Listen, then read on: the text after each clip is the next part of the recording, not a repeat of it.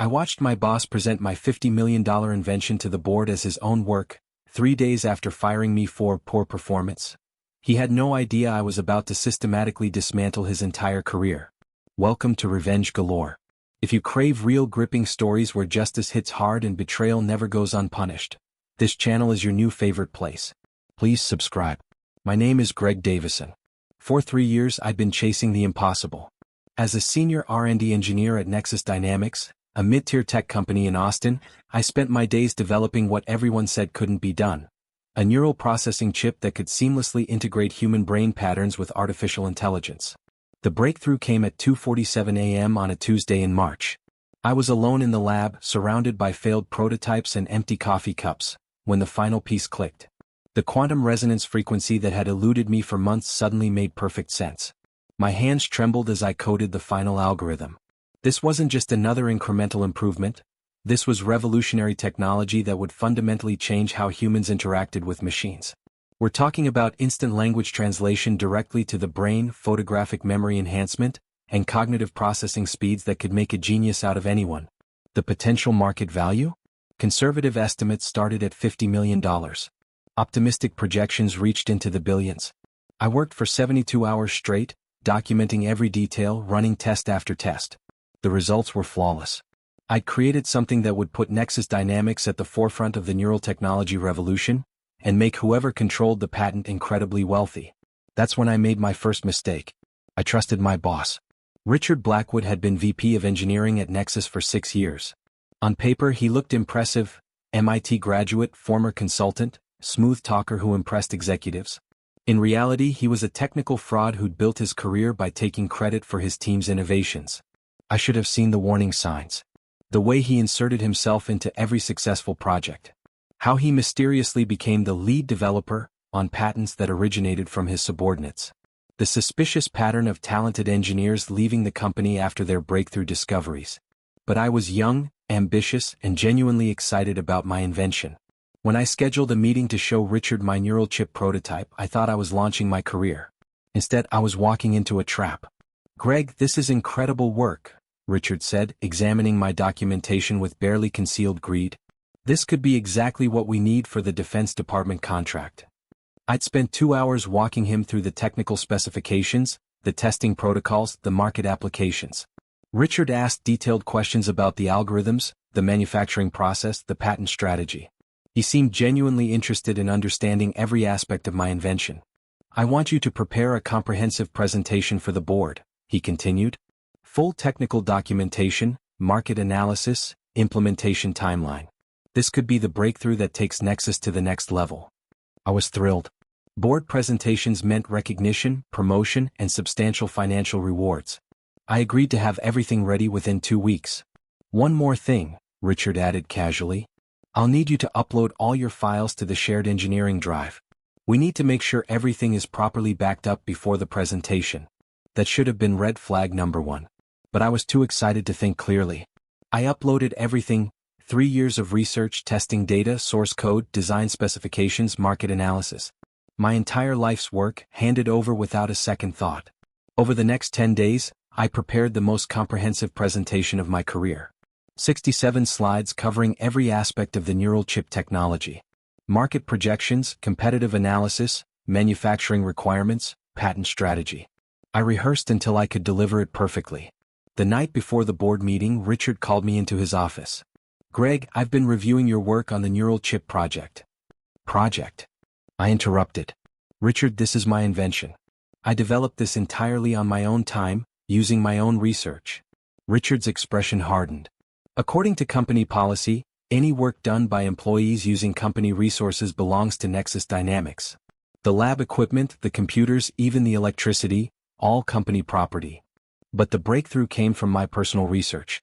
I've been working on neural interface technology since graduate school. The documentation you provided clearly shows this work was done on company time, using company equipment. As your supervisor, I have oversight responsibility for all departmental innovations." I felt the room spinning. This couldn't be happening. "Furthermore," Richard continued, "I've identified several performance issues that need to be addressed immediately.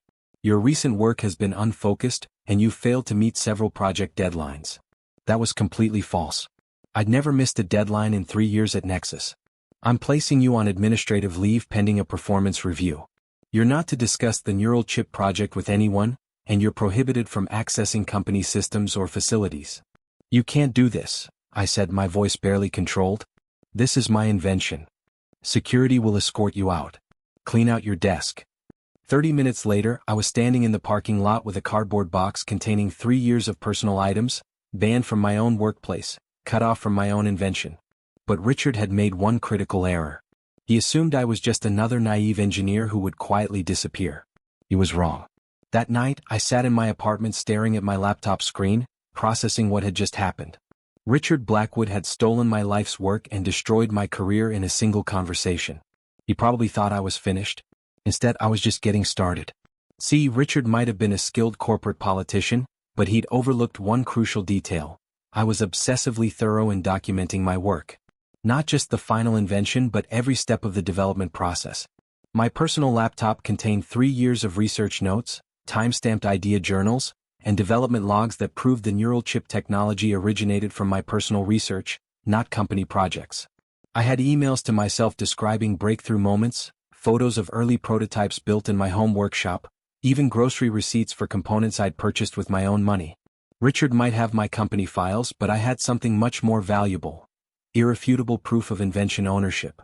The first call I made was to Beatrice Wayne, a patent attorney who specialized in intellectual property theft cases. Beatrice had a reputation for taking on large corporations and winning. "Greg," she said after reviewing my initial documentation, "what you're describing is textbook IP theft. The evidence you've preserved is excellent, but we need to move fast. If your former boss is planning to present this as his own work, we need to establish your prior invention claims immediately." "What's our first step?"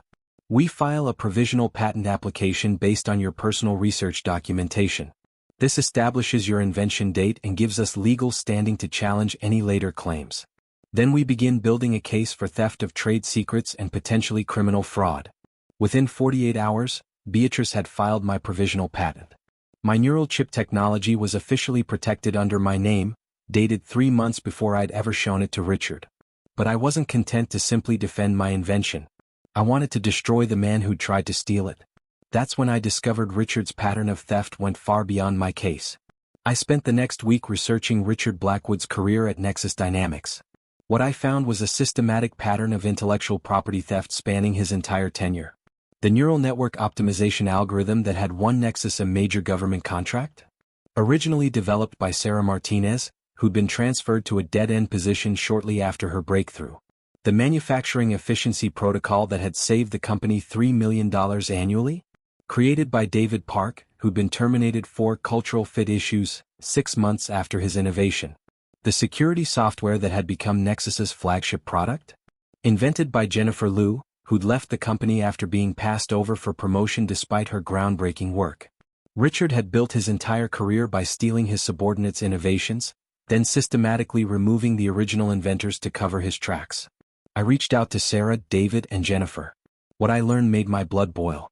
I knew Richard was taking credit for my work, Sarah told me over coffee. But I was a single mother with 2 kids. I couldn't afford to fight a legal battle against a company with unlimited resources. David's story was similar. They made my life miserable after I complained about the patent attribution. Impossible deadlines, public criticism, deliberate exclusion from important meetings. I finally quit just to preserve my sanity. Jennifer had the most devastating account. Richard didn't just steal my security software. He actively sabotaged my attempts to get credit for it. When I tried to present my work to upper management, he told them I was unstable and making false claims.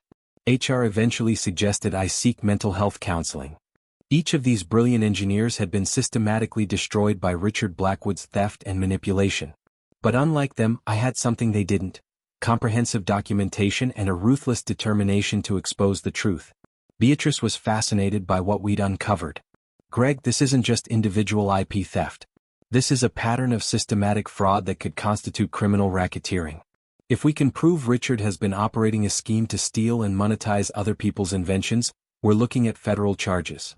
"How do we prove it?" "We need inside information. Someone who can document Richard's current activities and provide evidence of the systematic nature of his theft."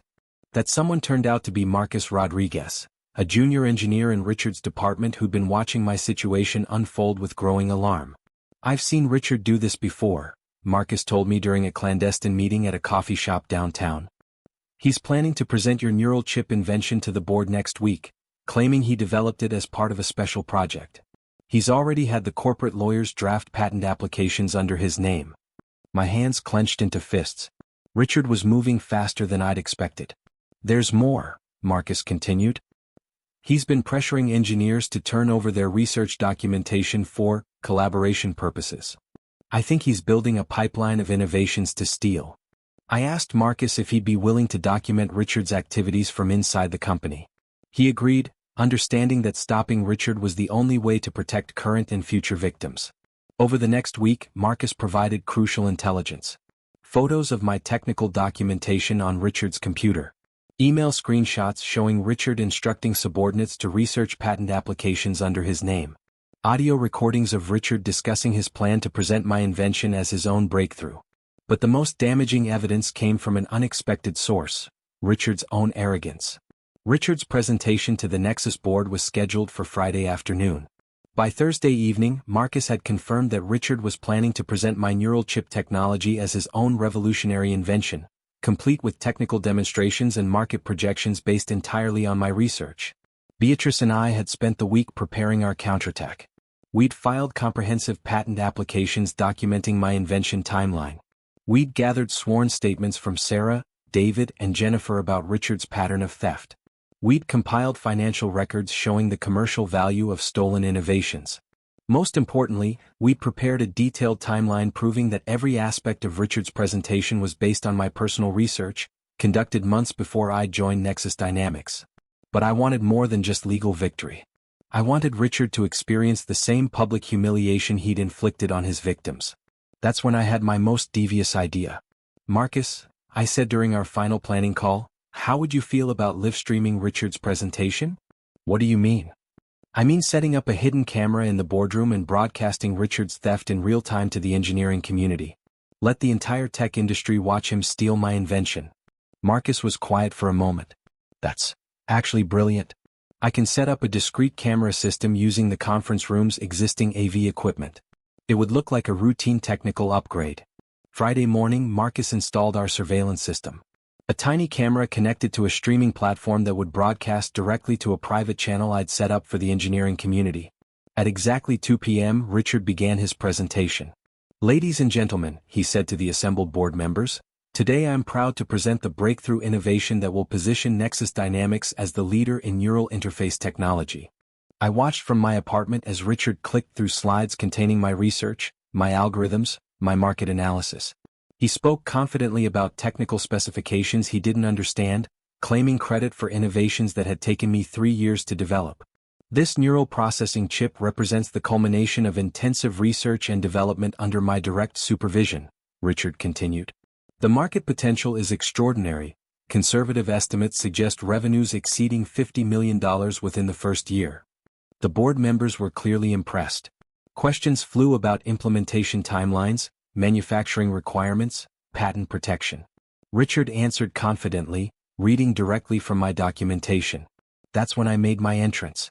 At exactly 2:47 p.m., the exact time I'd achieved my breakthrough, I walked into the Nexus Dynamics lobby accompanied by Beatrice, 3 federal agents, and a team of IP enforcement specialists. "We're here to serve a federal warrant for intellectual property theft," I announced to the shocked receptionist. "Richard Blackwood is presenting stolen technology to your board of directors at this very moment." The effect was immediate and devastating. Security tried to stop us, but federal warrants override corporate access controls. We walked directly to the boardroom where Richard was still presenting my invention. I'll never forget the look on Richard's face when I opened that door. "Good afternoon, everyone," I said calmly to the stunned board members. "I'm Greg Davison, the actual inventor of the neural chip technology Mr. Blackwood is presenting." Richard's face went white. "Greg, you can't be here." "Security." "Actually, I can," I replied, showing my federal warrant. "I'm here to reclaim my stolen intellectual property and provide evidence of systematic corporate fraud." Beatrice stepped forward.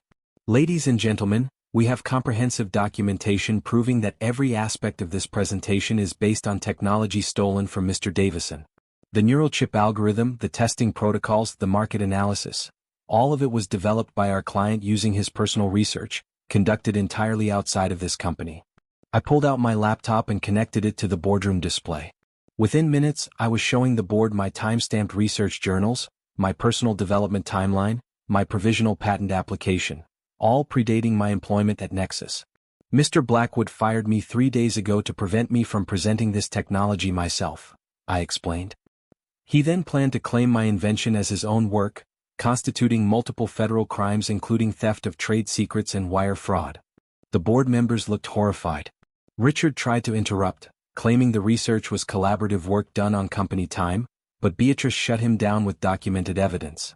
We also have evidence that Mr. Blackwood has been operating a systematic scheme to steal innovations from his subordinates, she continued, displaying our timeline of previous thefts. Sarah Martinez, David Park, Jennifer Liu, multiple engineers whose breakthrough innovations were stolen and monetized by Mr. Blackwood over the past 6 years. But the most devastating moment came when I revealed our live stream. Oh, and Richard? I said with a smile. The entire tech community has been watching your presentation live. Your theft of my invention has been broadcast in real time to over 3,000 engineers, investors, and industry professionals. Richard's legs gave out. He literally collapsed into his chair, realizing that his career was over. The federal agents placed Richard under arrest for intellectual property theft, wire fraud, and conspiracy. The charges would eventually expand to include money laundering and racketeering as the full scope of his criminal enterprise became clear. But watching Richard get handcuffed was only the beginning of his downfall. The legal proceedings moved swiftly once federal prosecutors understood the scope of Richard's criminal operation. The evidence Beatrice and I had compiled made prosecution straightforward, but the investigation revealed crimes far worse than we'd initially suspected. Richard hadn't just been stealing individual inventions. He'd been operating a sophisticated scheme to identify promising engineers, extract their innovations, then systematically destroy their careers to prevent them from claiming credit. The financial analysis was staggering. Over 6 years, Richard had stolen and monetized innovations worth over $200 million. The neural network algorithm alone had generated $45 million in government contracts. The manufacturing protocol had saved Nexus $18 million in operational costs. My neural chip technology was valued by experts at $127 million in potential market value. Richard had built his entire career and financial success by stealing other people's life's work. The criminal trial was a masterpiece of justice. Beatrice had assembled a prosecution case so comprehensive that Richard's defense attorneys advised him to accept a plea agreement rather than face trial. Richard pled guilty to 17 federal charges including conspiracy, wire fraud, theft of trade secrets, and money laundering. He was sentenced to 8 years in federal prison and ordered to pay $47 million in restitution to his victims. But the criminal conviction was only part of his destruction. Nexus Dynamics fired Richard immediately and launched an internal investigation that revealed systematic corruption throughout the engineering department. The company faced federal oversight, massive lawsuits from defrauded clients, and a complete reorganization of their R&D operations. Richard's professional reputation was destroyed. His MIT Alumni Association revoked his membership. Engineering professional organizations blacklisted him permanently. His former consulting firm issued public statements disavowing his work. The industry publication Tech Crimes ran a comprehensive exposé titled, The $200 Million Theft, How One Executive Built a Career on Stolen Innovations. The article included photos of Richard in handcuffs and detailed timelines of each theft. Richard's personal life collapsed along with his career. His wife divorced him after learning about his systematic fraud. His children changed their last names to distance themselves from his crimes. His $2.3 million house was seized to pay restitution to victims. Within 6 months, Richard Blackwood went from respected executive to federal inmate with no assets, no family, and no future. But my revenge was just getting started. While Richard was beginning his federal prison sentence, I was launching the most successful phase of my career. The patent for my neural chip technology was approved with unprecedented speed, given the high-profile nature of the case and the comprehensive documentation I'd provided. The final patent covered not just the basic technology, but 17 related innovations I developed during my research. Major tech companies immediately began licensing negotiations. The bidding war was intense. Google, Apple, Microsoft, and Amazon all wanted exclusive access to neural interface technology that could revolutionize their platforms. I ultimately structured a licensing deal that generated $89 million in upfront payments, plus royalties that would provide ongoing income for the life of the patents. The technology became the foundation for next-generation virtual reality systems, advanced prosthetic devices, and cognitive enhancement applications. But financial success was only part of my victory.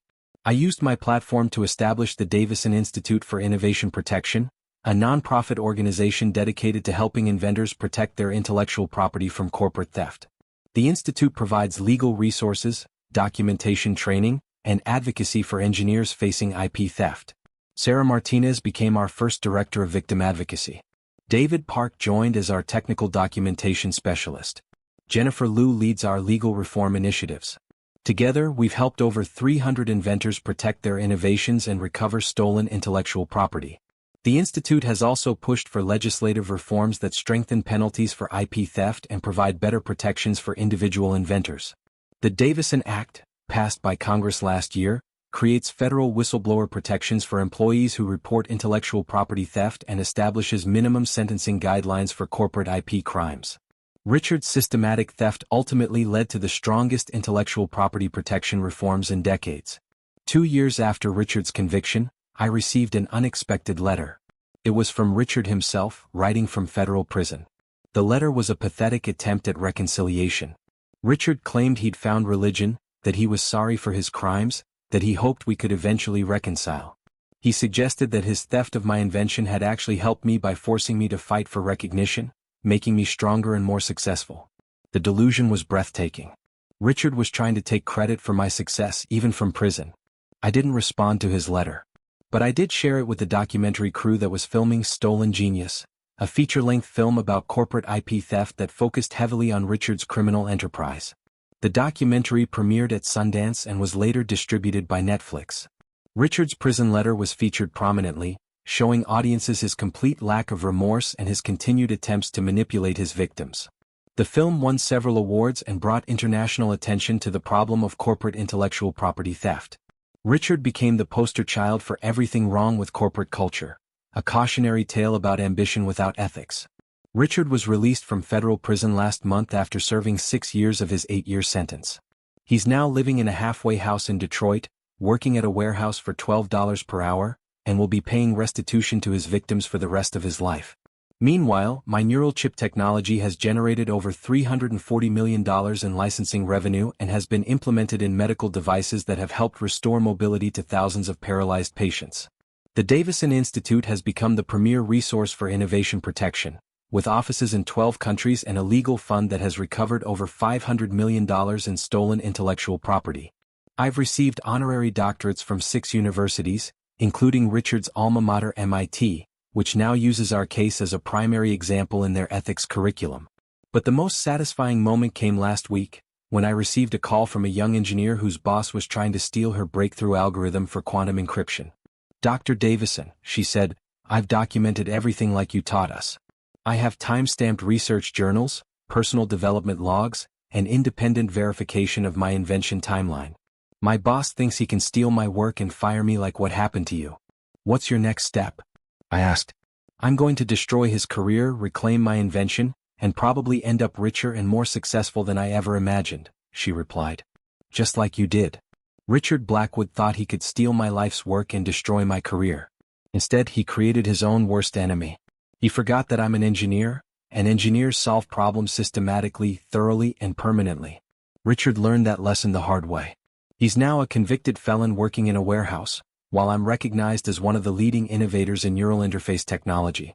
The man who tried to steal my $50 million invention ended up giving me a $500 million empire and a mission to protect inventors worldwide. Sometimes the best revenge is building something so successful that your enemy's theft becomes the foundation of their complete destruction. Have you ever had your ideas stolen by a supervisor or manager who took credit for your hard work?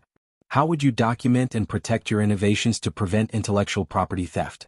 Do you think federal criminal charges are appropriate when corporate executives systematically steal their employees' inventions? Let me know in the comments what you think about Greg's methodical destruction of the boss who tried to steal his life's work. And don't forget to like and subscribe to Revenge Galore for more chilling revenge tales you won't want to miss.